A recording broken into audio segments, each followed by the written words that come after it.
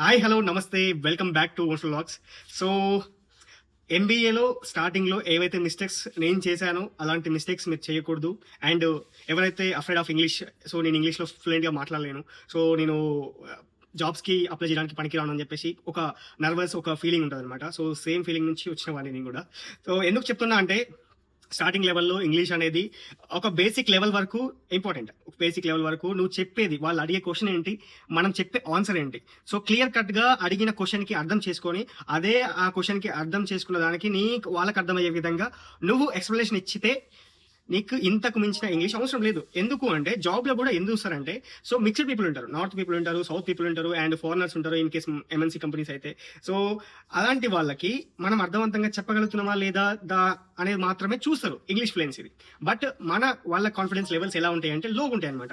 నాకు అంత లెవెల్లో ఇంగ్లీష్ రాదు, నేను అంత ఫ్లూయెంట్ స్పీకర్ కాదు, కాబట్టి నేను దీనికి పనికిరాను, ఈ జాబ్స్ నేను చేయలేను అని చెప్పేసి చాలా మందికి ఉంటుంది. సో చాలా మంది డ్రాబ్యాక్ అవుతుంటారు, గివ్ అప్ చేస్తుంటారు. సో అలాంటి వాళ్ళ కోసమే ఈ వీడియో చేస్తున్నా. సో ఇంగ్లీష్ అనేది బేసిక్ లెవెల్ వరకు అర్థవంతంగా అర్థం చేసుకొని అర్థవంతంగా మాట్లాడగలిగితే సరిపోతుంది.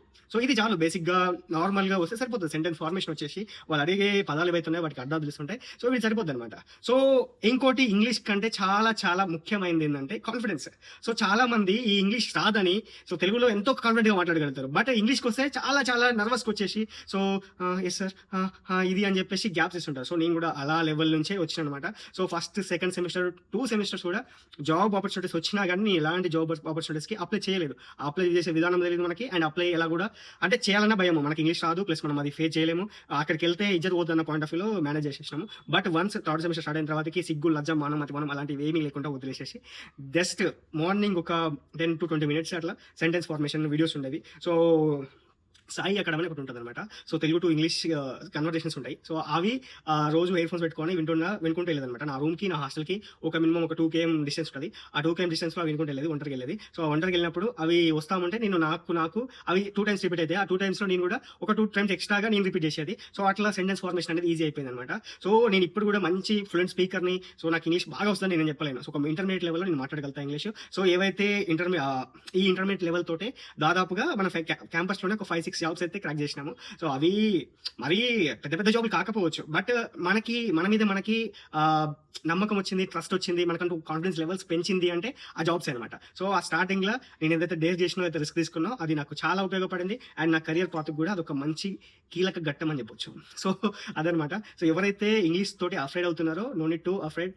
జస్ట్ కాన్ఫిడెన్స్ పెట్టుకోండి, జస్ట్ మిర్రర్ ముందు లేదంటే ఇలా ఒక కెమెరా పెట్టుకొని ఎవరికి చూపించకండి, జస్ట్ మీరు ఒక 10 నిమిషాలు మాట్లాడుకోండి ఇంగ్లీష్లో. చాలా యాప్స్ ఉన్నాయి, చాలా ప్లాట్ఫామ్స్ ఉన్నాయి. ఒక 10 నిమిషాలు కేటాయిస్తే కెరీర్ అనేది చేంజ్ అయిపోతుంది మెల్లమెల్లగా. సో ఇంగ్లీష్ బుక్స్ చదవండి, ఇంగ్లీష్ న్యూస్ పేపర్స్ చదవండి, రోజు కొన్ని కొత్త పదాలు నేర్చుకోండి. సో ఇంగ్లీష్ అనేది పెద్ద మ్యాటర్ కాదు. నీకు ఒక బేసిక్ లెవెల్, ఇంటర్మీడియట్ లెవెల్ వస్తే నీకు జాబ్ అనేది ఈజీగా వస్తుంది. సో చాలా మంది మాకు చూస్తున్నాం, అంటే నాకంటే హై ప్యాకేజ్ ఉన్న వాళ్ళని, నాకంటే సూపీరియర్స్ కొంతమంది ఉంటారు, నాకంటే ఎక్స్పీరియన్స్ ఉన్న క్యాండిడేట్స్ కూడా మార్కెట్లో ఉంటారు మా ఇండస్ట్రీలో. సో వాళ్ళకి పెద్ద స్పీకింగ్ స్కిల్స్ ఏముండవు. వాళ్ళు ఏంటి అంటే వాళ్ళకు ఉన్న కాన్ఫిడెన్స్, వాళ్ళకున్న రిస్క్ తీసుకునే కెపాసిటీ, ప్లస్ వాళ్ళకున్న థాట్, వాళ్ళకున్న నెట్వర్క్, ఇవన్నీ కూడా యూజ్ అవుతాయి అనమాట. సో ఇంగ్లీష్ వస్తేనే మనం బతకగలుగుతాము అంటే దట్స్ నాట్ ఏ కరెక్ట్ అని చెప్పలేము అనమాట. ఎందుకు అంటే సో ఇంగ్లీష్ రాని వాళ్ళు చాలా మంది లక్షలు సంపాదిస్తున్నారు. సో బతకడం అంటే ఎలా బతకవచ్చు, కూటి కోసం కోటి విద్యలు అంటే చాలా ఉంటాయి. బట్ ఎలా బతుకుతున్నాము అంటే మనకు ఒక రెస్పెక్ట్ కావాలి, ఒక పీస్ కావాలి, మనకు ఒక హ్యాపీనెస్ కావాలి, పనిలో ఎంజాయ్మెంట్ ఉండాలి. అప్పుడు మాత్రమే మనకు ఒక లైఫ్ అంటే ఏంటి, లైఫ్ పర్పస్ ఏంటి, లైఫ్లో ఉన్న ఒక స్వీట్నెస్ని మనము we can feel it. So that's the matter. So no need to afraid of English speaking. So English గురించి అస్సలు వరీ అవ్వకండి. Just be a confidence person. Just consistency maintain చేసి కొన్ని రోజులు ఇంగ్లీష్ ప్రాక్టీస్ చేయండి.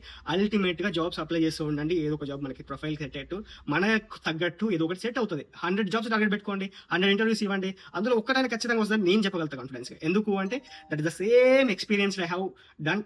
So what are the English I have speaking here is not proper sentence formation. చెప్పిన కదా intermediate లెవెల్లో వస్తుంది మనకు కూడా. సో అవే దాంట్లో కొట్టేసిన. సో డోంట్ ఫీల్ అనమాట.